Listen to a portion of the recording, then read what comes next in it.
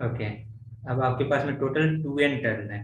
तो ये अभी मैं T1 से स्टार्ट करूं, T1 T2 T3 T4 T5, इसी तरीके से आगे ये कहाँ तक जाएगा, T2n तक।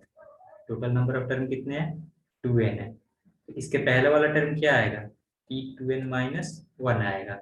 अब नेक्स्ट स्टेटमेंट कह रहा है क्वेश्चन कि the sum of the odd term is 24। सभी स्टूडेंट्स अपना अपना डीपीपी ओपन कर लीजिएगा। नेक्स्ट स्टेटमेंट कह रहा है the sum of the odd term is 24। Odd positions पे कौन कौन से टर्म आ रहे हैं, ध्यान से देखिए। यहाँ पे T1 है, T3 है, T5 है, और total number of terms even है। तो 2n जो आएगा ये तो इवन पोजीशन पे आएगा, ये इवन पोजीशन पे आएगा, तो इसके पहले वाला जो टर्म होगा ये ऑड पोजीशन पे आएगा डेफिनेटली।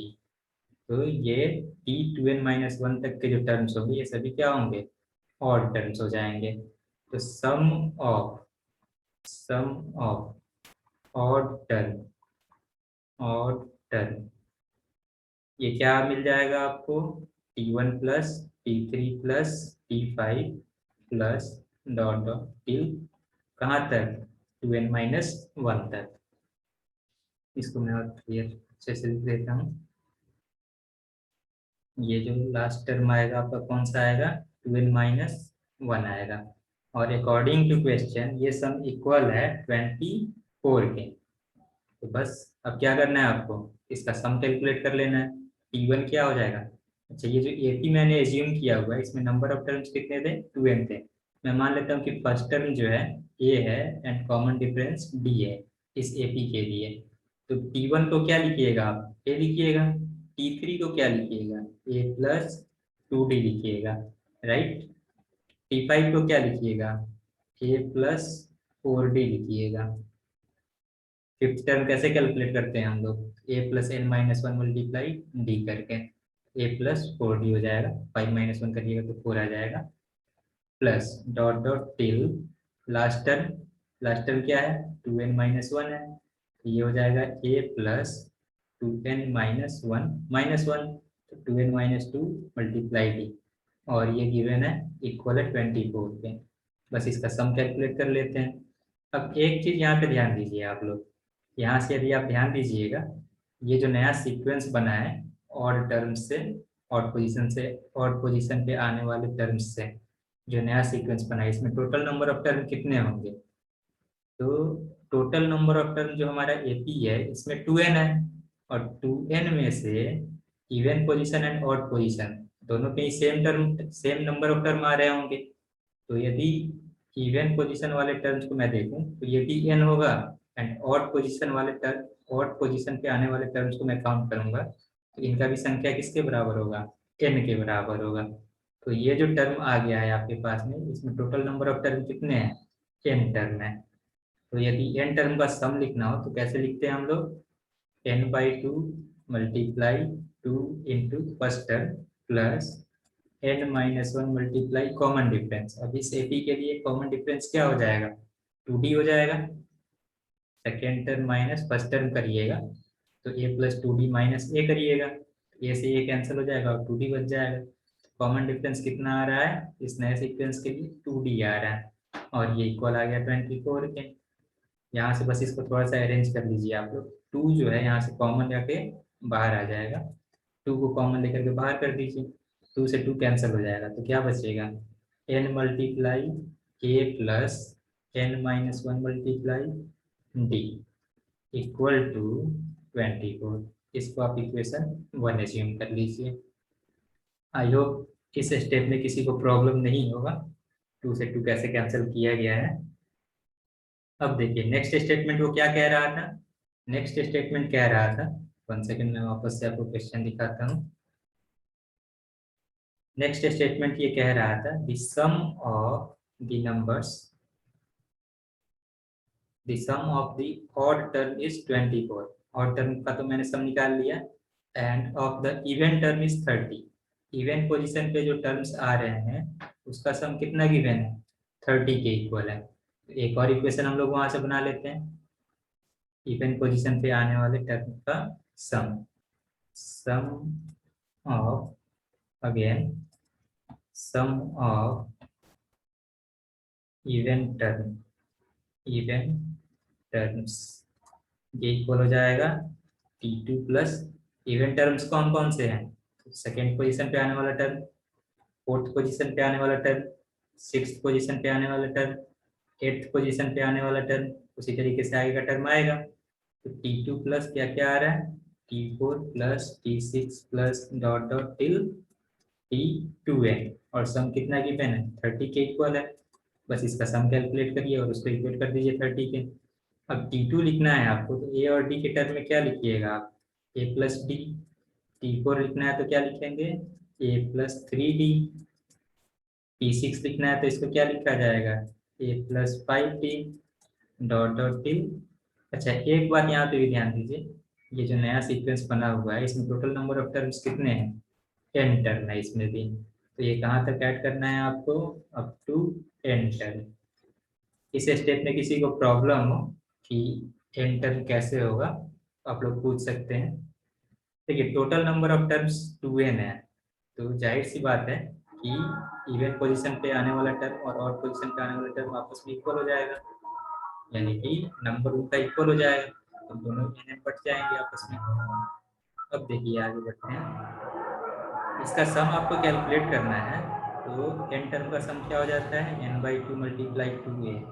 ए का वैल्यू क्या है यहाँ पे फर्स्ट टर्म का, इसके लिए फर्स्ट टर्म क्या है हमारा a प्लस डी है, 2 इंटू ए प्लस डी हो गया plus n-1 multiply common difference का वैल्यू कितना हो जाएगा इसके लिए, तो सेकेंड टर्म यानी यहाँ पे T4 जो है उसमें से T2 को सब्ट्रैक्ट कर देंगे, a प्लस 3d में से a प्लस डी को सब्ट्रैक्ट करेंगे तो 2d आ जाएगा। तो ये आपका क्या हो गया कॉमन डिफरेंस और ये इक्वल है 30 के।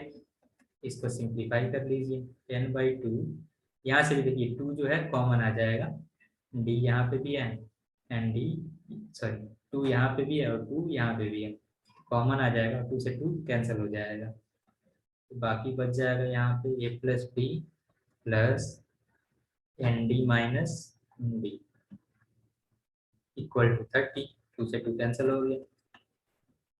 रेस्ट देखिए अब ऐड कर दीजिए जो टर्म्स रह गए हैं, डी से डी भी कैंसिल हो जाएगा। क्या बच गया यहाँ पे ए प्लस एन डी और ये इक्वल आ गया 30 के।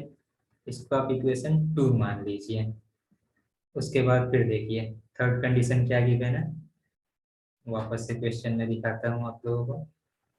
देखिए इसके बाद में क्या गिवन है यहाँ पे, then sorry and the last term exceeds the first term by 21/2। Last term कौन सा है, 2nth term. Last term exceeds the first term, last term exceeds the first term by 21/2। तो यदि मैं फर्स्ट टर्म में 21/2 ऐड कर दूं तो ये लास्ट टर्म के इक्वल हो जाएगा। इस तरीके से आप इक्वेशन फॉर्म कर सकते हो यहाँ से। अब क्या करो आप T2n का वैल्यू लिखो, ए एंड डी की टर्म में क्या होगा, ये a plus 2n-1 multiply D और ये इक्वल आ जाएगा T1 क्या है a है प्लस 21/2। ए से ए खत्म हो गया, ये कोई साइड लेके आओ तो माइनस ए हो जाएगा, तो क्या बच जाएगा 2n-1 मल्टीप्लाई डी और ये इक्वल आ जाएगा 21/2 के। इसको आप मान लो इक्वेशन नंबर 3। अब देखो आपके पास में 3 वेरिएबल है और 3 इक्वेशंस है, बट आपको चाहिए क्या, आपको तो सिर्फ n का वैल्यू चाहिए। तो आप किसी तरीके से इक्वेशन 1 एंड 2 से d का वैल्यू फाइंड आउट कर लो। तो d का वैल्यू हम लोग इक्वेशन थर्ड में पुट कर देंगे और n के लिए इक्वेशन बन जाएगा ये, फिर इसको सिंप्लीफाई कर लेंगे तो आंसर आ जाएगा। तो इक्वेशन 1 एंड 2 को कैसे सिंप्लीफाई किया जाए, यदि मैं डिवाइड कर दूं इक्वेशन 1 को बाई इक्वेशन 2 से, डिवाइड इक्वेशन 1 बाई इक्वेशन 2, तो देखिए क्या मिलता है। इक्वेशन 1 जो है क्या स्टेटमेंट है इसका, n multiply a plus n-1 into D, ये इक्वल है 24 के। A plus n minus one multiply b, ये इक्वल है 24 के। इसमें आप डिवाइड कर दो इस वाले टर्म से, सेकेंड इक्वेशन से, तो यहाँ से आपको मिल जाएगा a प्लस एन डी, और ये इक्वल है 30 के। 30 से आप डिवाइड कर दो 24 को। अब ये सिंपल से इक्वेशन बस बच गया है, इसको सिंप्लीफाई करना है आपको और n का वैल्यू मिल जाएगा। तो देखिए कैसे सिंप्लीफाई किया जाएगा। 6 से ये 4 टाइम्स में कैंसिल हो जाएगा, ये 5 टाइम्स में। उसके बाद में क्या करिए आप क्रॉस मल्टीप्लाई कर लीजिए। क्रॉस मल्टीप्लाई करिएगा तो देखिए क्या मिलेगा, ये मिल जाएगा 5a plus 5 nd minus 5d equal to 4a plus 4 nd। सबको क्या करते हैं, सेम साइड में कर लेते हैं। 4a को इस साइड में लाओगे तो आप 5a में से जब ये सब्ट्रैक्ट होगा तो a बच जाएगा, प्लस 5 nd से 4 nd को सब्ट्रैक्ट करोगे तो nd आएगा, माइनस 5d इक्वल टू 0। यहाँ से आप क्या करो, a का वैल्यू कैलकुलेट कर लो nd की टर्म में। a इक्वल टू क्या आ जाएगा, ये 5d माइनस nd। अब आपको क्या करना है, यहाँ से आपके पास में a का वैल्यू आ गया है,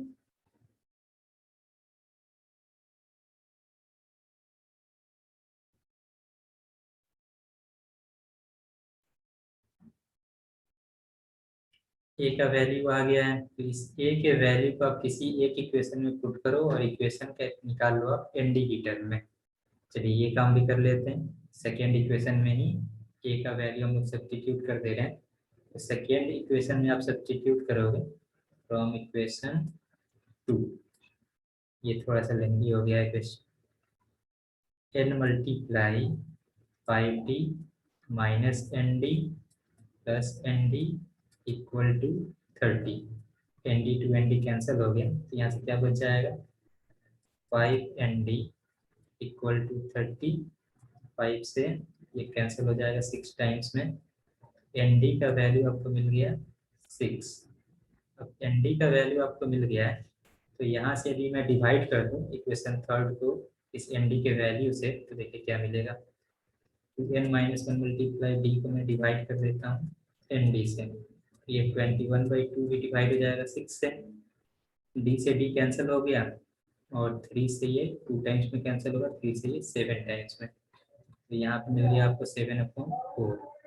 अब देखिए इस इक्वेशन को सॉल्व कर लेंगे हम लोग, आंसर मिल जाएगा। 2n minus one divided by n equal to 2n minus one divided by n equal to 7/4 आ गया है। थोड़ा सा बस ये लेंथी हो गया है क्वेश्चन। देखिए क्रॉस मल्टीप्लाई कर देते हैं, 8n minus 4 equal to 7n आ गया, और 7n को लेफ्ट साइड में लेके आ जाए, 8n minus 7n equal to 4 हो जाएगा, and n equal to 4। Total number of terms कितने हैं इस एपी में, 4 है।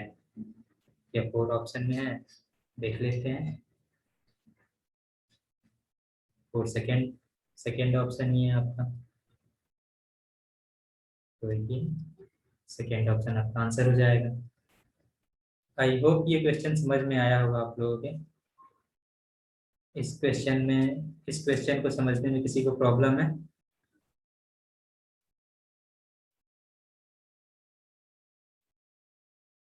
देखिए जैसे जैसे क्वेश्चन कह रहा है ना, इस तरीके से क्वेश्चन के अंदर इंफॉर्मेशन गिवन है, आप उस इंफॉर्मेशन का यूज करके इक्वेशंस, उस इंफॉर्मेशन को इक्वेशन में कन्वर्ट करते जाओ, और जो वैल्यू कैलकुलेट करना है उसके लिए देखो आप कौन कौन से पैरामीटर की आवश्यकता होगी।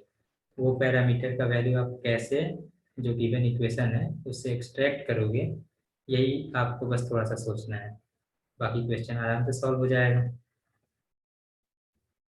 इस क्वेश्चन को समझने में किसी को प्रॉब्लम है? No sir.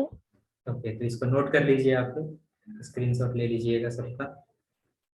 फिर हम लोग आगे बढ़ते हैं। नेक्स्ट क्वेश्चन आप लोगों ने पूछा हुआ था 18 नंबर। 18 नंबर देखिए।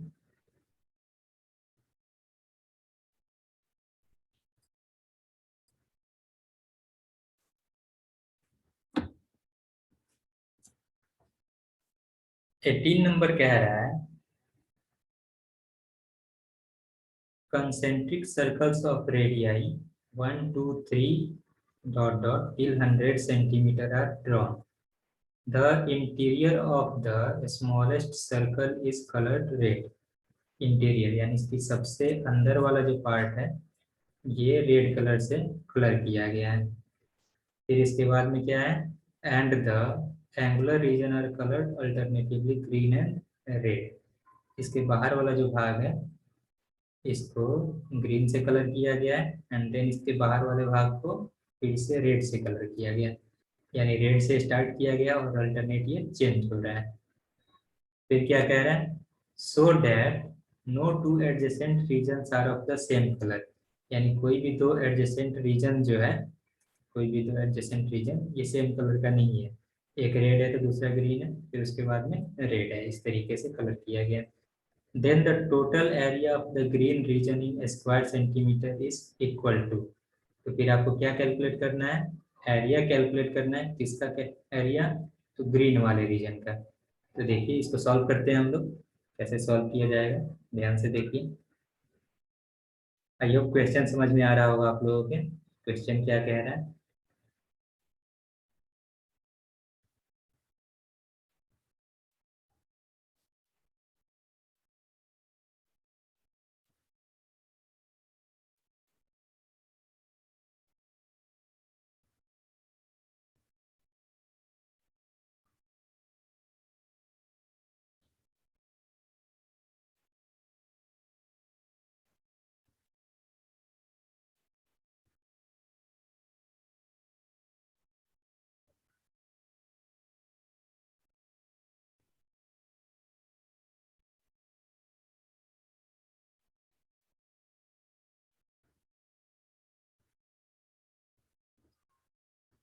देखिए ये है आपके कंसेंट्रिक सर्कल्स। कंसेंट्रिक सर्कल्स हम लोग किसको कहते हैं, वैसे सर्कल्स जिनका सेंटर सेम हो एंड रेडियस डिफरेंट हो। तो यहाँ पे जितने भी सर्कल्स मैंने ड्रॉ किया है सबका सेंटर ये वाला पार्ट है। अब क्वेश्चन कह रहा था कि इन सभी कंसेंट्रिक सर्कल्स के जो रेडियस हैं, यदि आप इसको R1 मान लो, इसको R2 मान लो, इसको थर्ड वाले को R3 मान लो, देन नेक्स्ट वाले को R4 मानो एंड लास्ट वाले को R100 मान लो। तो R1 के जो वैल्यू है ये 1 है, R2 का वैल्यू 2 है, R3 का वैल्यू 3 है, R4 का वैल्यू 4 है एंड ठीक उसी तरीके से R100 का वैल्यू 100 सेंटीमीटर, सभी ये सेंटीमीटर में है वैल्यूज। सबसे इनर पार्ट जो है, सबसे इनर वाला जो सर्कल है इसको रेड कलर से कलर किया गया है, तो रेड कलर से कलर कर देते हैं।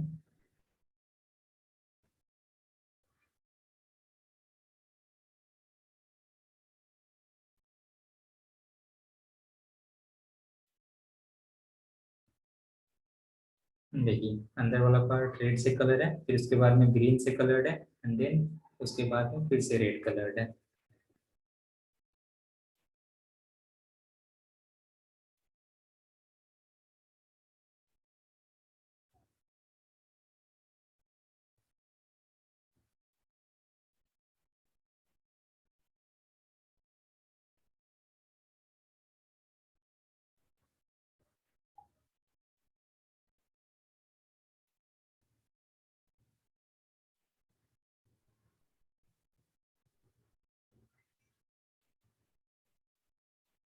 ये जो पार्ट है ये ग्रीन से कलर है।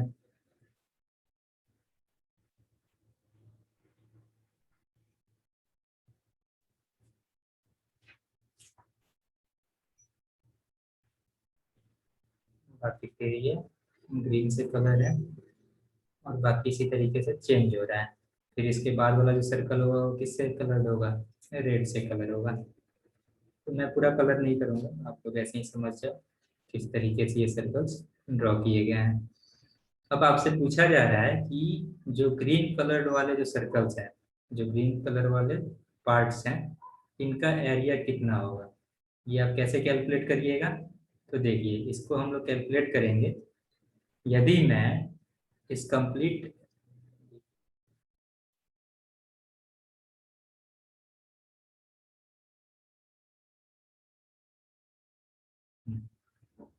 यदि मैं इस कंप्लीट एरिया से, यानी कि R2 रेडियस का जो सर्कल बन रहा है, उस सर्कल के एरिया से R1 रेडियस के सर्कल का एरिया सब्ट्रैक्ट कर दूं, तो मुझे ग्रीन वाले पार्ट का एरिया मिल जाएगा। फर्स्ट वाला जो पार्ट है मेरा ग्रीन, इसका एरिया मिल जाएगा। मैं क्या कह रहा हूँ, इसको यदि मैं डेल्टा वन बोल दूँ, डेल्टा वन में एरिया को डिनोट कर रहा हूँ, इस वाले एरिया को डेल्टा टू बोल दूँ, तो देखिए डेल्टा वन का एरिया मैं कैसे कह रहा हूँ कैलकुलेट करने के लिए, आपको क्या करना है, पाई R2 square minus pi R1 square आप करिएगा, तो इससे डेल्टा वन यानी ये वाला जो एरिया है, ये ग्रीन वाला, इसका एरिया मिल जाएगा। फिर आपको जब डेल्टा टू का एरिया निकालना है, कैलकुलेट करना है, तो डेल्टा टू का जो एरिया होगा, इसके लिए देखिए आर का वैल्यू क्या है, ये R4 है, R1 R2 R3 R4, तो R4 वाले रेडियस के एरिया से R3 वाले रेडियस का एरिया सब्ट्रैक्ट कर दीजिए, तो डेल्टा टू मिल जाएगा। यानी आप क्या करिए, पाई R4 का स्क्वायर माइनस पाई R2 का, सॉरी पाई R3 का स्क्वायर कर दीजिए, तो इससे आपको ये वाला एरिया मिल जाएगा। तो फिर आपको क्या करना है, इसी तरीके से आगे के वैल्यूज कैलकुलेट करने हैं और सबको ऐड कर देना है। तो देखिए मैं जनरल फॉर्म लिख रहा हूँ इसका, यदि इसमें किसी को डाउट हो तो बोलिएगा आप लोग। टोटल जो एरिया आएगा, ये क्या होगा, delta one plus delta two plus delta three plus dot dot till delta 50। Total कितने पार्ट्स होंगे, ग्रीन वाले 50 पार्ट्स होंगे। अब इन सब के एरिया कैसे निकलेंगे, तो देखिए डेल्टा वन कैसे आ रहा है, पाई R2 का स्क्वायर माइनस पाई R1 के स्क्वायर से, ये डेल्टा वन हो गया। डेल्टा टू कैसे आ रहा है, पाई R4 का स्क्वायर माइनस पाई R3 के स्क्वायर से। डेल्टा थ्री कैसे आएगा, पाई R6 का स्क्वायर माइनस पाई R5 का स्क्वायर से, प्लस डॉट डॉट टिल कहाँ तक, तो 100 तक। तो लास्ट वाला जो पार्ट होगा ये क्या हो जाएगा, पाई R100 का स्क्वायर माइनस पाई R99 का स्क्वायर। इस तरीके से आपको एरिया निकाल देना है। अब यहाँ पे यदि आप ध्यान दीजिएगा, R2 R4 R6 ये सभी टर्म प्लस में है, एंड R1 R3 R5 ये सभी टर्म माइनस में है। तो इनको मैं क्या करता हूँ, प्लस वाले को अलग लिख लेता हूँ, एक नया अलग सीरीज बन जाएगा, एंड माइनस वाले को अलग लिख लेते हैं ताकि उसका एक अलग सीरीज बन जाएगा। तो देखिए यहाँ पे, और पाई सब में से आप क्या करिए, कॉमन ले लीजिए, या फिर दूसरा काम आप ये कर सकते हैं, इसको आप इसी फॉर्म में लिखिए, R2 का स्क्वायर माइनस R1 का स्क्वायर प्लस R4 का स्क्वायर माइनस R3 का स्क्वायर प्लस R6 का स्क्वायर माइनस R5 का स्क्वायर, डॉट डॉट कितने टर्म्स आएंगे, टोटल 50 टर्म्स आएंगे। आगे क्या लिखना है सबको, मैंने कर दिया 50 टर्म्स। अब यहाँ से आप एक काम करिए, इसको आप लिख लीजिए R2 plus R1 multiply R2 minus R1। Same उसी तरीके से इसको भी लिखिए, R4 plus R3 multiply R4 minus R3 plus, इसको लिखिए R6 plus R5 multiply R6 minus R5। ये क्वेश्चन इस तरीके से ही बन सकता है 50 टर्म्स। दूसरा काम हम लोग क्या कर सकते थे, पॉजिटिव वाले टर्म को सेपरेट कर लेते हैं और निगेटिव वाले को सेपरेट कर लेते हैं और फिर सबको ऐड कर देते हैं, उस तरीके से ही बन जाता है। बट ये वाला ज़्यादा सिंपल है। तो देखिए आगे क्या किया जाए, सबके वैल्यूज रख देते हैं यहाँ पे। R2 का वैल्यू क्या है, 2 है, और R1 का वैल्यू 1 है। 2 plus one multiply 2 minus one, फिर 4 plus three multiply 4 minus three, फिर 6 प्लस 5 मल्टीप्लाई 6 माइनस 5, फिर डॉट डॉट कितने टर्म्स है, टोटल 50 टर्म्स है। यहाँ पे 1 सेकेंड,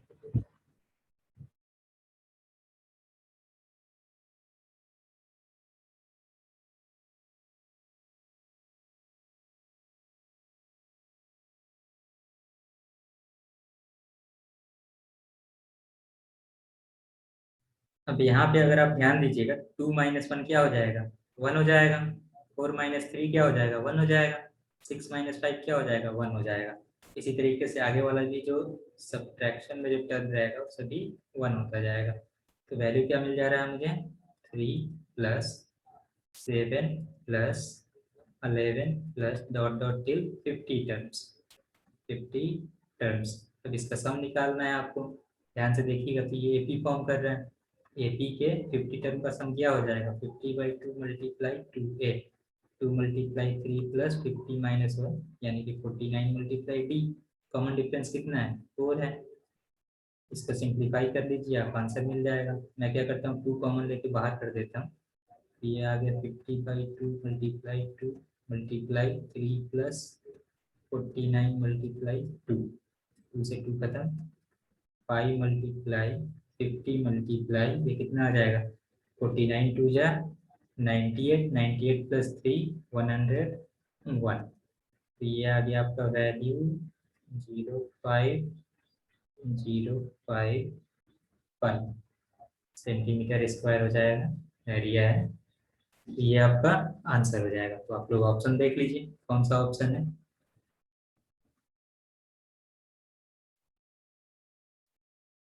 5050 कौन सा ऑप्शन है, सेकेंड ऑप्शन है।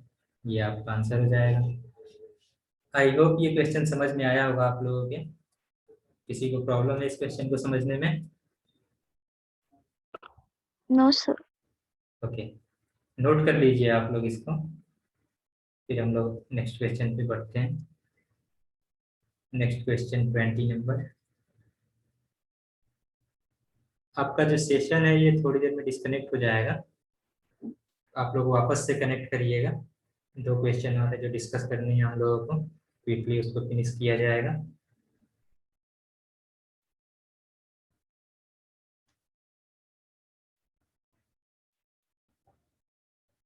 आपका सेशन विद इन 1 मिनट में ये डिस्कनेक्ट हो जाएगा। चलिए तब तक मैं क्वेश्चन समझा देता हूँ आपको। क्वेश्चन पहले आप लोग समझ लीजिए। 20 नंबर क्या कह रहा है ये क्वेश्चन है। इस क्वेश्चन को सॉल्व करने के लिए ना आपको ट्रिगोनोमेट्री का बेसिक नॉलेज होना चाहिए, तभी आप सॉल्व कर पाओगे। तो देखिए यहाँ पे इंफॉर्मेशन गिवन है आपको कि A1 A2 dash dash till AN are in AP, ये सभी AP के टर्म्स हैं विद कॉमन डिफरेंस कितना है, D। Then the sum of the series sin D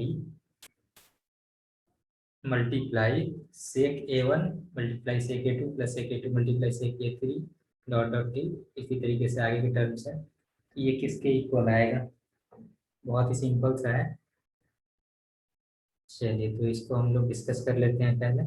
20 number,